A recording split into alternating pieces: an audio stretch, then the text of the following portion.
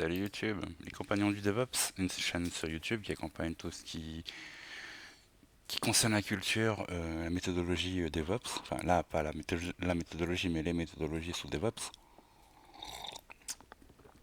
Qui explique c'est quoi la production, l'exploitation et les astreintes en informatique. C'est quelque chose de vachement... c'est un podcast qui est vachement intéressant. Je vous le conseille de l'écouter et je vous mettrai le lien en description de cette vidéo. Euh, je fais cette vidéo pour témoigner un peu de la complexité, ce que c'est que de gérer une production, quoi. Surtout quand on a plusieurs bases de données, quoi. Donc quand on a, je sais pas, on va dire 4 ou 5, donc on peut avoir une base de données. Cette base de données, elle peut être répliquée sur différents trucs. On peut avoir d'autres types de bases de données. Ça peut être du PostgreSQL, de l'Oracle, du MySQL, de l'SQL, tout ce que vous voulez, quoi. Par exemple, ça peut concerner l'idée de répondre aux demandes en dehors des heures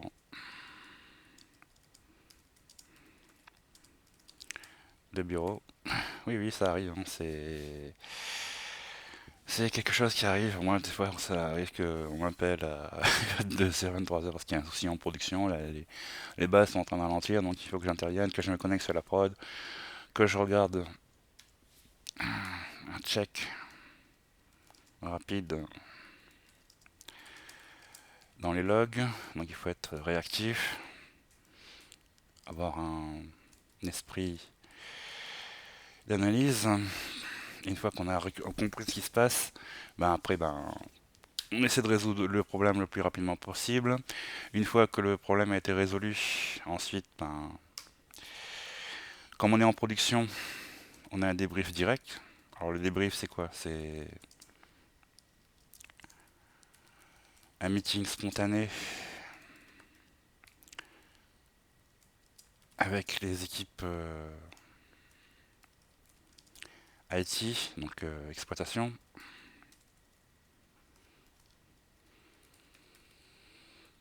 pour expliquer ce qui s'est passé et tout, quoi. Et donc comme on est hors des heures de bureau, donc il faut expliquer tout ça. Donc, oups, j'ai une petite erreur pour mon débrief. Donc ça c'est le genre de truc qui peut arriver, donc voilà, quoi. Parce que la prod, l'impérativité, l'impératif de production, c'est assurer le run, donc ça signifie que ça doit tourner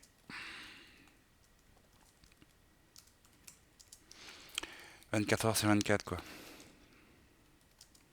sans interruption. Donc voilà, donc c'est le genre de truc qui peut arriver. Et donc le premier truc, c'est répondre aux demandes en dehors des autres bureaux. Et ce qui peut être aussi... Ce qui fait aussi partie du domaine, c'est les mises en production. Alors ça concerne quoi ça? Ça signifie que on va faire des push au niveau logiciel qui s'accompagne de push en base de données. Alors les push, un mot rapide, c'est quoi? C'est le genre de querelle, genre une query du genre alter table, add colonne ou un truc comme ça, plein de trucs, quoi. Donc comme les logiciels ils s'accompagnent aussi, les logiciels vont être mis à jour, donc ils vont interroger le contenu dans la base de données, donc il y en a plein de trucs comme ça, et tout ça il faut le pusher sur tous les incidents. Par exemple, une requête comme ça, on a aussi les niveaux, si on peut aussi travailler avec par exemple des solutions comme Jira ou autre chose, donc tout ce qui est pour aider pour le déploiement, services de tickets. Vous avez aussi tout ce qui est niveau 1, niveau 2, niveau 3. Généralement, on s'arrête au niveau 3. Ce qu'il faut aussi éviter, c'est lorsque les équipes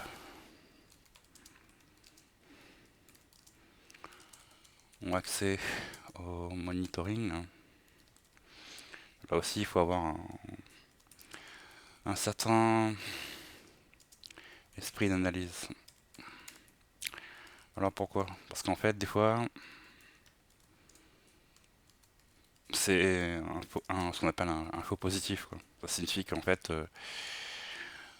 quelqu'un, ça peut être une partie côté, soit du côté client ou du côté des équipes applicatives, ils peuvent voir comment dire, ils peuvent voir un truc qui apparaît, la courbe, ils sont pas habitués à voir cette courbe, donc ils vont y mettre un ticket, ils vont appeler un truc.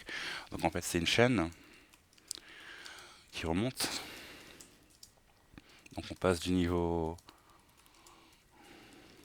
1 vers niveau 2, et c'est etc. Donc du coup, à la fin de la chaîne, entre guillemets, on vient informer les experts. Ça peut être aussi bien les experts Linux, que les experts réseau, que les experts sur la virtualisation, en fonction de ce qu'on a trouvé et tout, quoi. Et donc du coup, ben, ça peut aussi les experts de base de données, quoi. Voilà. Et donc du coup, ben, ces experts, ils sont comme tout le monde, hein, ils ont des tâches quotidiennes à faire, donc ils ont un boulot, et donc voilà, quoi. Et donc ça, si ça doit s'ajouter en plus, donc ben, ça fait ça surcharge, il y a une surcharge au niveau du travail.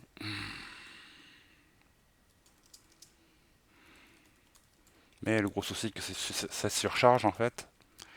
Le souci qu'il y a, pourquoi je parle d'XP d'analyse, parce que cette surcharge, la surcharge, elle va devenir dominante et prendre le pas sur le reste des tâches quotidiennes. Du coup, moi, en tant que DBA, ça arrive que quand les gens ils perçoivent un truc, il y a plein de métriques en fait. Quand on fait le métier de DBA, il y a le métrique, soit c'est la base qui est responsable, soit c'est le réseau qui a un souci. Donc quand c'est la base de données, donc ça c'est le DBA qu'il faut intervenir. Quand c'est le réseau, c'est les équipes réseau qu'il faut appeler. Et encore, on n'est pas tous coordonnés, quoi que ce soit. Quand c'est au niveau de la machine virtuelle, il faut faire appel aux experts Linux ou Windows, voilà, pour essayer d'analyser le problème.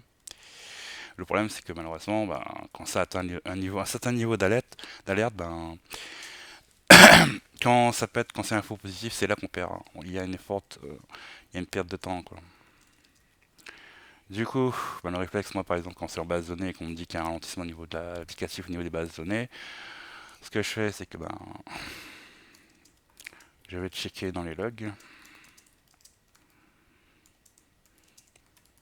je lance mes scripts de monitoring, je ne regarde jamais les outils de monitoring mis à disposition des équipes. Alors pourquoi je fais ça? C'est pour éviter l'introduction de biais supplémentaires.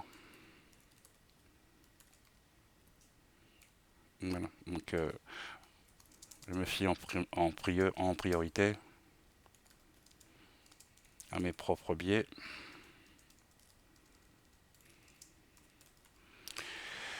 Et une fois que j'ai vu ça, une fois que j'ai vu que je connais mon propre jeu de requête de tous les jours dans les logs, donc là, à partir de là, je vais pouvoir voir si la base est vraiment en cause ou pas, quoi. Quand j'estime que la base n'est pas en cause, donc je fais remonter mon analyse et je dis directement que ben non, la base de données n'est pas en cause, quoi. Donc je transfère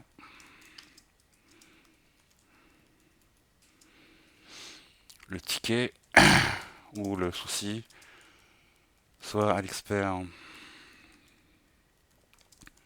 Linux ou à l'équipe réseau.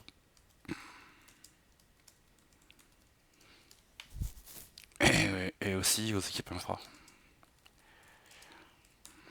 Parce que quand vous avez des machines virtuelles, On a des VM, faut pas oublier qu'il y a une histoire de storage, il y a aussi une histoire de mutualisation.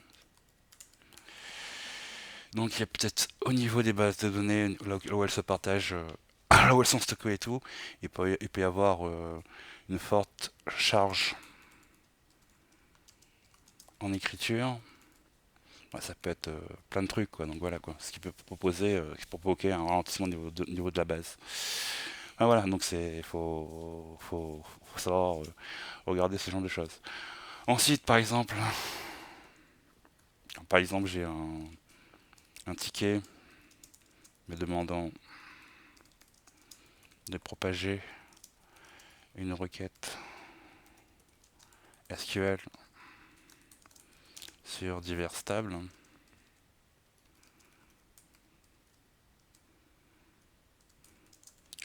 contenues dans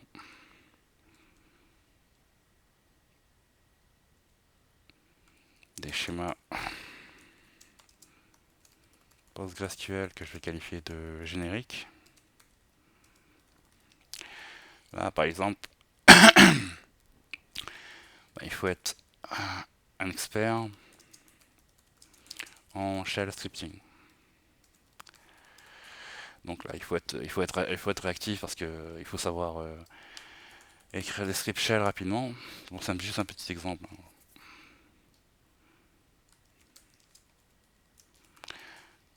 Bon, savoir rédiger, ça, c'est un truc, mais aussi, un truc qu'il faut pas oublier, on est en production, et la règle d'or en production, comme je le disais, la règle d'or, c'est ça doit tourner 24 heures sur 24. Donc ça va tourner, donc voilà, c'est ça qui génère comme on dit entre guillemets, le pognon, quoi, hein. Si vous voulez être payé pour votre salaire et tout, il faut que ça tourne, quoi. Ensuite, il faut savoir aussi, il y a aussi comme une partie, comment dirais-je, il y a quand même une certaine partie psychologique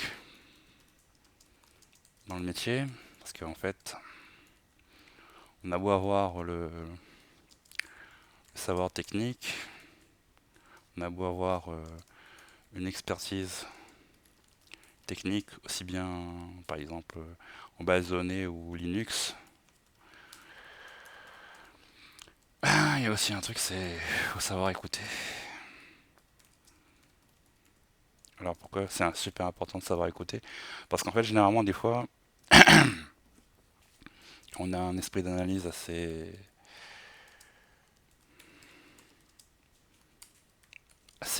fin, je dirais. On s'aperçoit en fait que en écoutant les équipes ou les personnes qui sont stressées, finalement, des fois, finalement, ce stress, on est humain, hein, il peut facilement s'expliquer. Les gens, ils ont juste besoin de parler un peu, quoi. Ils ont besoin d'écoute. Voilà. Donc, quand les gens, ils ont le besoin d'écoute a été satisfait, donc il y a une certaine satisfaction, ils sont plus aptes à se concentrer. Et une fois qu'ils sont plus aptes à se concentrer, ça améliore leur productivité et du coup leur propre esprit d'analyse. Et une fois qu'ils sont, on va dire entre guillemets, regonflés à bloc au niveau psychologique, là ils apportent leur expertise technique et là ils sont capables eux-mêmes d'analyser d'où vient le problème et donc de me fournir une expertise et à partir de cette expertise je peux savoir si je dois intervenir ou pas.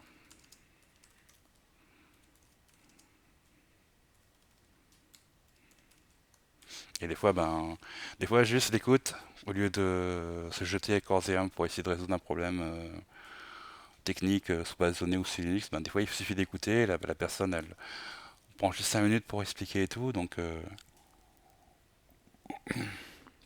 la personne elle reprend ses esprits, ça lui fait du bien, pour parler un petit peu et tout ça, donc voilà quoi, il faut écouter, on est humain, on a tous nos limites, hein. Et après ben, la personne, comme c'est son domaine, ben, elle va pouvoir réagir et donner une expertise et généralement, dire, grosso modo 100% des cas, ça ne nécessite pas une intervention niveau DB. Voilà. Donc c'est pour ça que quand on gère une production sous Linux, une production sous Linux, ben oui, c'est vachement important aussi d'écouter les gens, quoi. Parce que contrairement à ce qu'on pourrait croire, ben c'est une production, faut pas oublier que en production, ben de un,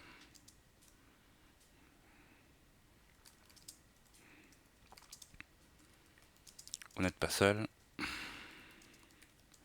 de deux, il vaut mieux perdre 5 à 10 minutes pour trouver une information pertinente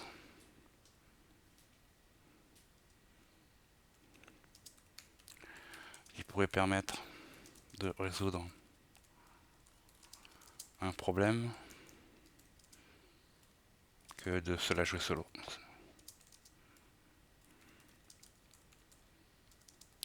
Ou de se la péter devant ses managers. Et troisièmement aussi, ben, comme je dis que vous n'êtes pas seul, c'est qu'il y a plusieurs équipes, quoi.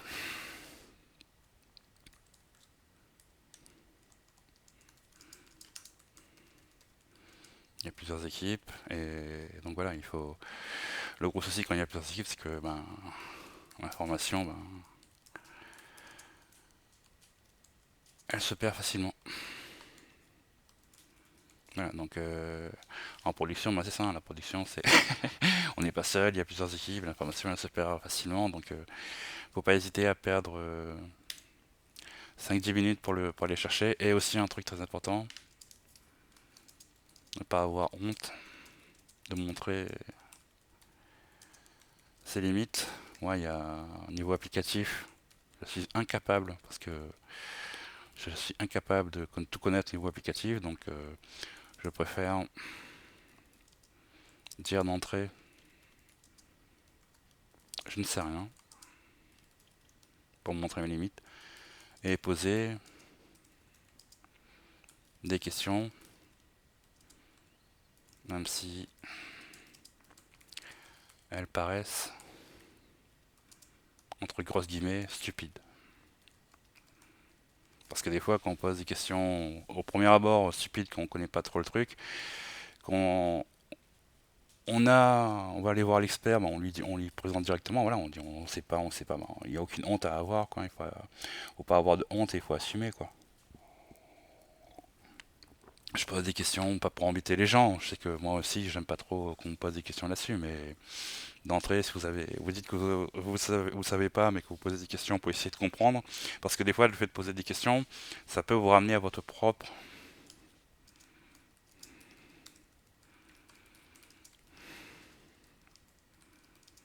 des questions là qu'on pourrait juger stupides peuvent, va vous permettre d'aborder un sujet ou une problématique dans votre propre domaine. Et bien souvent, moi des fois, c'est au détour d'une réponse de question stupide que quand la personne me répond que ça fait style dans ma tête, je me pose un truc, on a abordé un truc auquel je m'attendais pas, je vais aller voir par exemple dans mes fichiers log ou aller voir dans comment gestionner ma base, et c'est là que je m'aperçois, ça m'est souvent arrivé, hein, donc voilà quoi, donc sincèrement, n'oubliez pas que vous n'êtes pas seul, il vaut mieux perdre 5 à 10 minutes pour poser des questions au lieu de se la jouer l'expert de son domaine. Donc voilà, il faut, Comme on dit, hein, un mot pour ça, c'est l'humilité, quoi.